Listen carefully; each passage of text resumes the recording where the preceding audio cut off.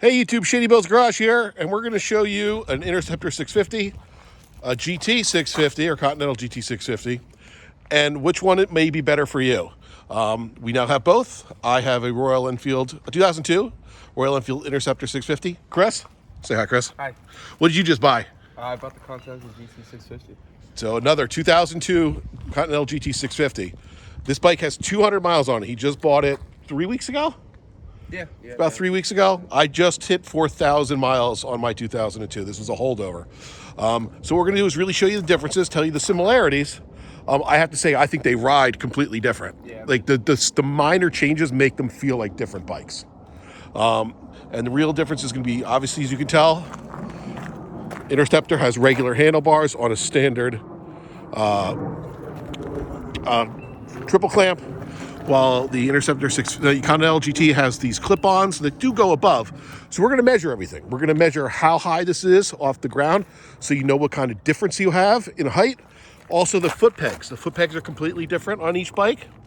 And we're going to measure how far back these are from the Interceptors, which are far more forward. And then some of the other differences, like the seat and the tank, which are obvious. We've been a few places. I have to say, your bike draws way more attention. I think if you just go solely by looks, the Continental GT has this thing hands down. Hands down. I think the gas tank is just cooler with more of that cafe racer look. The seat, as you can see, a little hump in the back. And we're going to measure everything, and then we're going to talk about some of the similarities and some of the differences and what each one has that the other doesn't.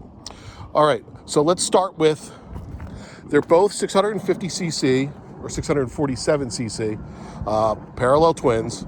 They put out 47 horsepower and a good amount of torque, so they're completely usable. They have 2 rear shocks, and from what I hear the suspension's the same, although this does feel a little stiffer, but it might just be that you have more weight on your hands. The only other difference really it has mechanically is this bike. Chris, here, hold this. The Interceptor has a center stand right here. You can easily put it up, keeps it nice and straight for storage. And if you want to lube your chain or do any kind of work, take off your tire, it's easy to do so. Unfortunately, they did not add that to the Continental GT. Mainly because they were trying to do the less weight cafe racer style. So that's a bummer, especially being that the Continental GT does cost like $200 more for identical paint jobs and stuff. All right, so let's measure the foot pegs. So I'm going to take a baseline, and I'm going to go from the foot peg, Chris, back to here, okay? So foot peg to the back right here, I'm at 13¼ inches on the Interceptor. Let's go through your bike.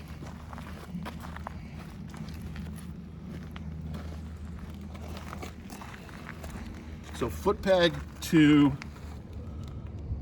right there, 10 inches.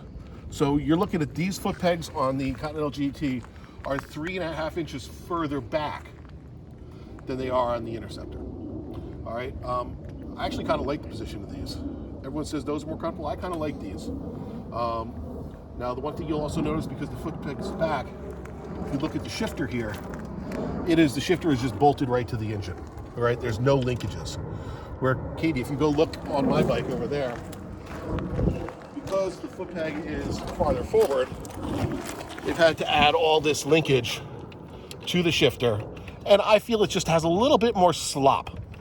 And I feel like the shifting on the GT, because of that, is a little more precise. All right, so Chris, stand on here. We're going to measure the handlebar height. To just, make sure it's not on the center stand anymore. Okay. So hold it straight up and down. And I'm going to measure from the ground to the handlebar here. And we are at 42 and a half inches to the center of the handlebars. Now let's do the same thing on yours.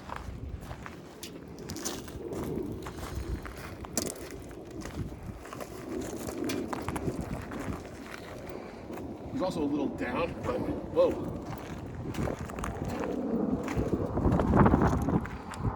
36.5. I'll even go to the highest point of the handlebars up here. Just put that right in the middle of the handlebar. What's the height at the top there?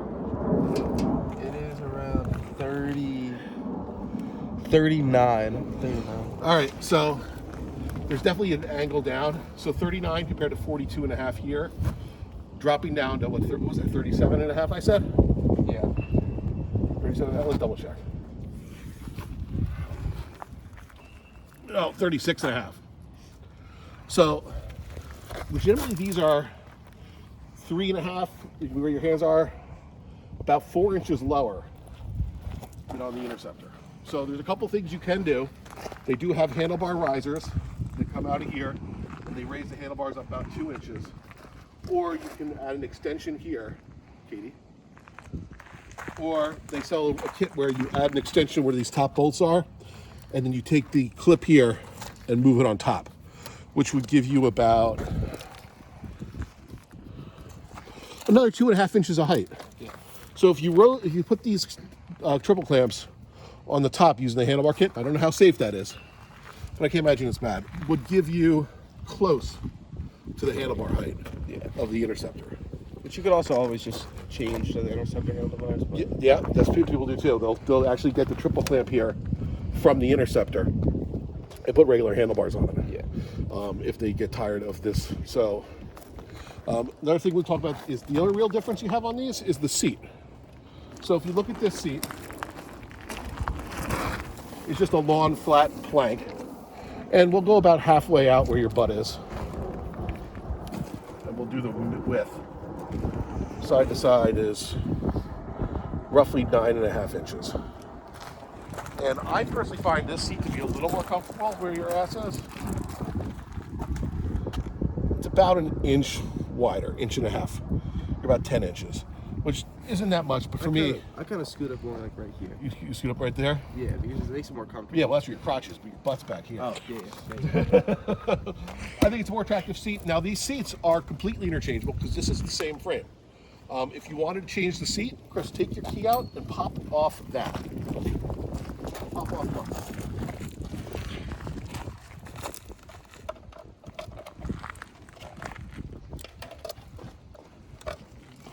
So twist it, and then you pull this out at the bottom and then down.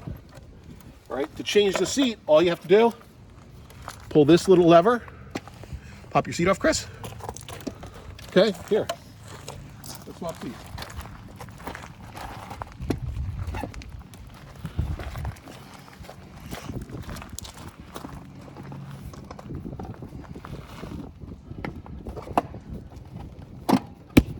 That easy.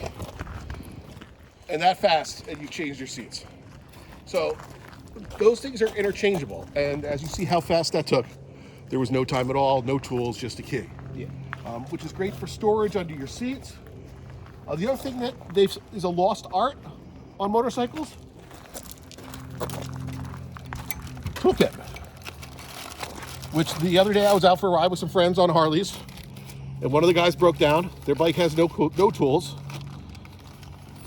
The Interceptor had a nice little set of Allen keys, a screwdriver. It was a really simple thing. He had taken his Harley in for the dealer. They put a new battery in it. They didn't tighten the negative post enough. It was vibrating, and his bike was cutting off while we were riding. No one had tools. The Royal Enfield had a set of tools. So, do you think anything else, Chris? Anything else that you think that's different? No, not too much. You know, just like the driving. Driving's like handling and everything's just a little bit different, but yeah, I feel like this bike does. I feel a little more control on it when I'm riding it. I think just having more weight on the front tire gives it a little more. I don't know. I feel when I dip into the turns, I feel like a little more confident. yeah, I think it's also because your more weight is on the front, so Yeah. a little more control. Where on the Interceptor, it's definitely more all-day comfortable. Yeah. I mean, you've ridden this for 100 miles in a day. How'd you feel? It was good. I felt fine at the end. Once you got more speed, the wind was able to like kind of lift you up. So it got it a little more comfortable with the seat position and everything. And you've ridden mine. So, your opinion, Chris. If you were going to the dealer today to buy a Royal Enfield, would you buy an Interceptor or a Continental GT, and why? I say, like, for around town, definitely the Continental GT, just because it looks so much better. It does look so much better. Handling's better, but if you're going long distance, I'd way more prefer the Interceptor. Just it's like more comfortable, everything like that. So your money for way you ride it. What would you go buy? The Continental GT. The Continental GT. I have to say, I think you're right. I think I would get a Continental GT, and if I couldn't take the bars, I'd either get risers or switch to the Interceptor handlebars. The other difference I can tell that I've noticed these is Continental GT had black mirrors. Yeah. My Interceptor, chrome.